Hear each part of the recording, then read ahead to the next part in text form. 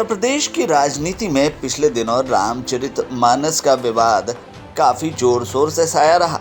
जहां एक तरफ समाजवादी पार्टी के नेता स्वामी प्रसाद मौर्य अभी भी अपने बयान पर कायम हैं, तो वहीं दूसरी तरफ बीजेपी ने इस मुद्दे को लेकर अखिलेश यादव को जमकर घेर लिया है। हालत ये हो गई है कि इस मुद्दे पर समाजवादी पार्टी में दो गुट बन गए हैं।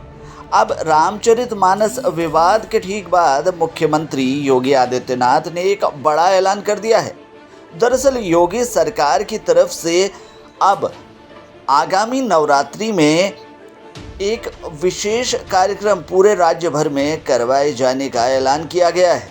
आपको बता दें कि साल की शुरुआत में ही अयोध्या में राम मंदिर भी बनकर तैयार हो जाएगा।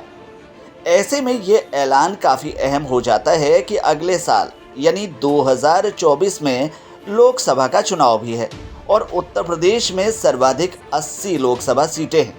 आपको बता दें कि अब उत्तर प्रदेश सरकार ने स्थानीय प्रशासन से 9 दिवसीय चैत्र नवरात्रि और रामनवमी त्यौहार के दौरान समूचे राज्य के मंदिरों में दुर्गा सप्तशती और अखंड रामायण का पाठ सहित विशेष धार्मिक और सांस्कृतिक कार्यक्रम आयोजित करने को कहा है। चैत्र नवरात्रि 22 मार्च से शुरू होगी और रामनवमी 30 मार्च को मनाई जाएगी। दरअसल संस्कृति विभाग के प्रधान सचिव मुकेश मेश्राम ने 10 मार्च को जारी एक आदेश में कहा है कि चैत्र नवरात्रि का विशेष महत्व है। इस दौरान नकारात्मक ऊर्जा को समाप्त करने के लिए देवी दुर्गा के 9 स्वरूपों की पूजा की जाती है। इस दौरान धार्मिक और सांस्कृतिक कार्यक्रमों के आयोजन का प्रस्ताव है और निर्देश राज्य के सभी जिलाधिकारियों और मंडलायुक्त को भेजे गए हैं। वहीं इस आदेश में ये भी कहा गया है कि अष्टमी और रामनवमी को प्रमुख मंदिरों और शक्तिपीठों में अखंड रामायण का पाठ आयोजित किया जाए ताकि मानवीय और सामाजिक और राष्ट्रीय मूल्यों का प्रसार किया जा सके। इसके लिए प्रत्येक ब्लॉक, तहसील और जिले में एक आयोजन समिति गठित की जाएगी। वहीं इस आदेश के अनुसार संस्कृति विभाग इन कार्यक्रमों में प्रदर्शन के लिए चुने गए कलाकारों को मानदेय के रूप में भुगतान करने के लिए प्रत्येक जिले को 1 लाख रुपए उपलब्ध कराएगा। आदेश के मुताबिक सरकार ने स्थानीय प्रशासन से इन कार्यक्रमों की तस्वीरें सांस्कृतिक विभाग की वेबसाइट में अपलोड करने को भी कहा है।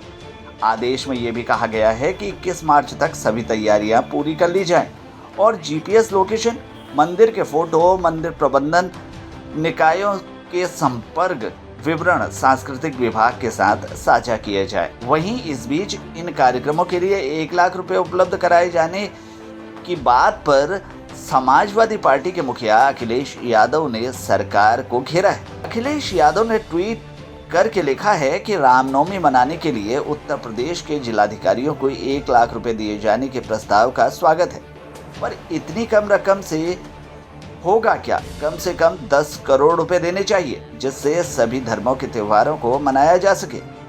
भाजपा सरकार त्योहारों पर मुफ्त सिलेंडर दे रही है और इसकी शुरुआत इसी रामनवमी से हो। वहीं केशव प्रसाद मौर्य ने कहा है कि श्री राम और रामचरित से जुड़े किसी भी धार्मिक कार्यक्रम का आयोजन किया जा रहा हो तो उसका स्वागत किया जाना चाहिए। इस पर कोई सवाल या जवाब नहीं होना चाहिए। मैं बस यही चाहता हूँ, बोलो जय श्री राम और जय माता की।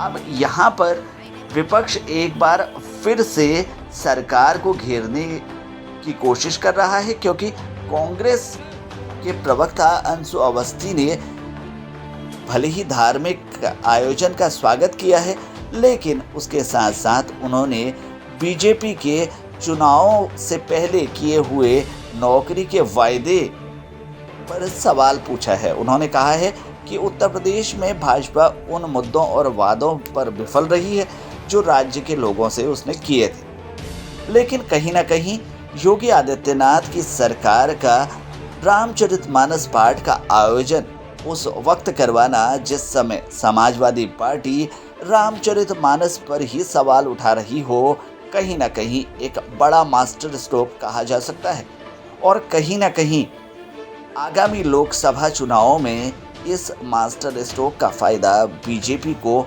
मिल सकता है। हालांकि ये बात भविष्य के गर्त में छुपी हुई है कि मास्टर स्ट्रोक का फायदा भाजपा कितना ले पाती है और सपा को कितना मिल पाता है।